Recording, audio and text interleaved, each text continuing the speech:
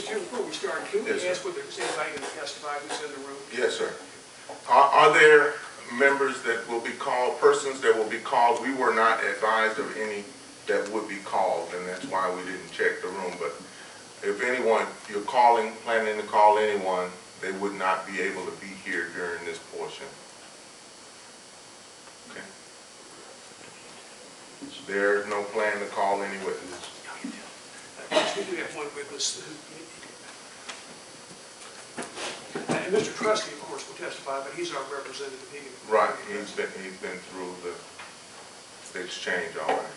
Mr. Rasmussen is here. He was my prior supervisor, and if you would like to ask him any questions in regards to my prior performance, then, I mean, you're more than welcome to question him. So, does he need to leave, or can he stay? No, ma'am. The question regarding persons that would testify on issues that are raised in the termination. The character of your service is something that you could present as evidence in support of your case. We will not have questions of him on our own. On October the 31st, 2012, I was handed a letter from Ms. Decker giving me notice of a Laudermill hearing for charges of falsification of records, violations of any provisions of the charter, ordinance, or these personnel policies, and also raised questions of incompetence. I provided a written response on the charges to the members of the Laudermill hearing, Mr. John Trustee and Ms. Decker. On November the 5th, I was terminated. I was told that I could not be trusted anymore and that I might change other documents. I was offered an opportunity to resign and told I would not be eligible for unemployment benefits, or I could take the termination and be eligible to draw unemployment benefits. I elected not to resign in order to have my case heard by an impartial board and have an opportunity to clear my record, my character, and my integrity.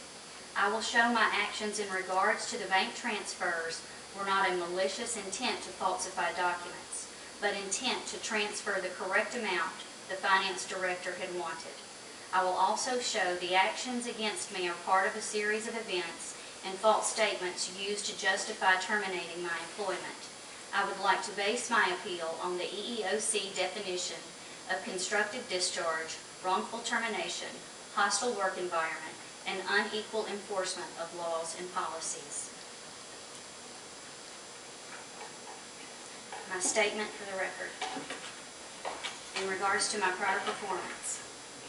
Prior to February 2012, I worked under the supervision of Ms. LaVon Womack for more than a year, and then Mr. Rasmussen for 18 months.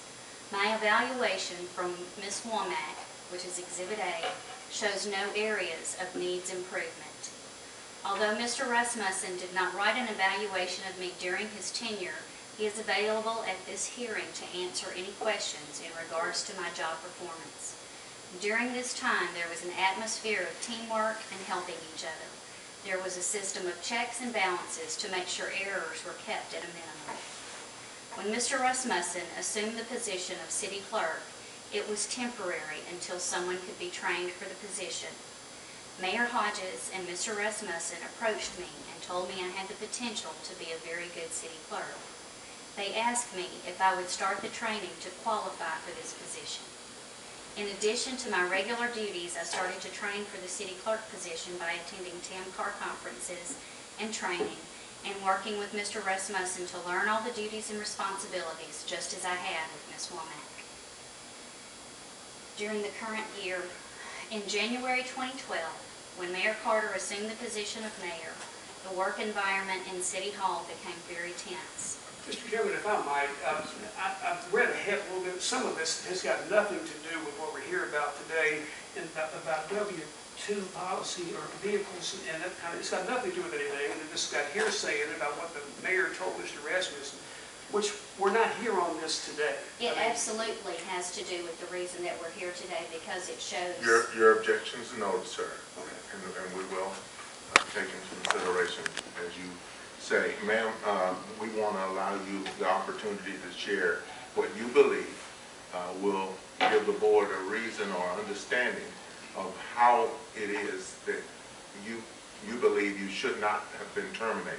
So what I hear you telling me, or telling us, is that you have a history of performing well. Yes. And that's noted. Up until Yes, Mayor ma'am. Carter. Yes, ma'am. I understand. So go ahead and read your statement. In January 2012, when Mayor Carter assumed the position of mayor, the work environment in City Hall became very tense. The mayor's first action was to change the vehicle policy that was previously set by Mayor Hodges. What ensued was a clash between the mayor and the city clerk, Mr. Rasmussen, on the interpretation of the IRS tax laws. The mayor told Mr. Rasmussen she did not care what the tax law said, she was going to do things like they were always done. Mr. Rasmussen was directed to change the W-2s for several employees to reduce their tax liability and change the methods of recording vehicle use for the personal financial gain of those individuals. He considered those actions to constitute a violation of tax laws and resigned as city clerk instead of performing them. Ma'am, I don't want you to feel that you don't have an opportunity to present your perspective on the case. It's hearsay, the things that you're saying about the mayor's rationale. She's not here. I heard her say these things. Well, that may be so. And I don't know that it's not. She's not here to rebut those assertions. I'm simply asking you that if there is direct correlation that you're asserting between Mayor Carter assuming her role and your termination, she needed to be called as a witness, and that is not what we were advised of. Well, I thought that she would be here. No, ma'am. She's not, has not been subpoenaed. She was not identified as a party to this case.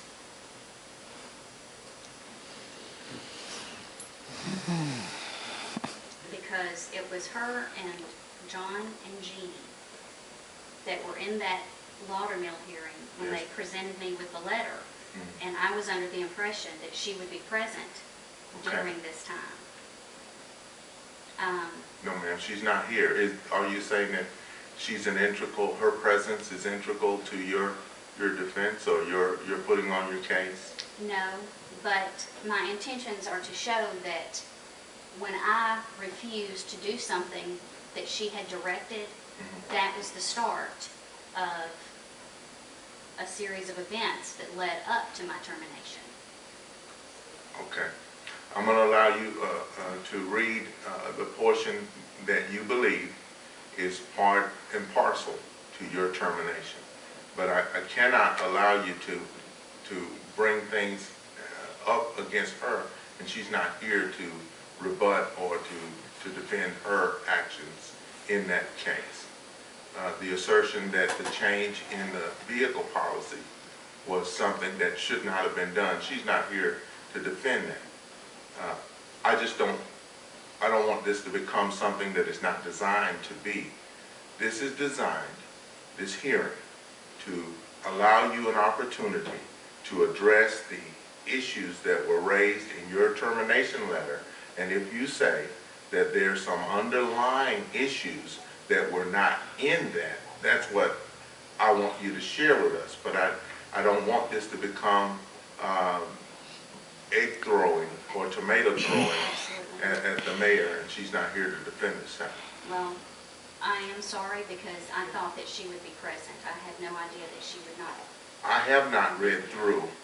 Can you, and you've entered it into the record, so it's in the record. Can you high point for Yes. us what you want us to know, and we'll allow you to finish? Yes. Yes, ma'am. After Mr. Rasmussen resigned, Ms. Conley was appointed as the city clerk. The issue was still there.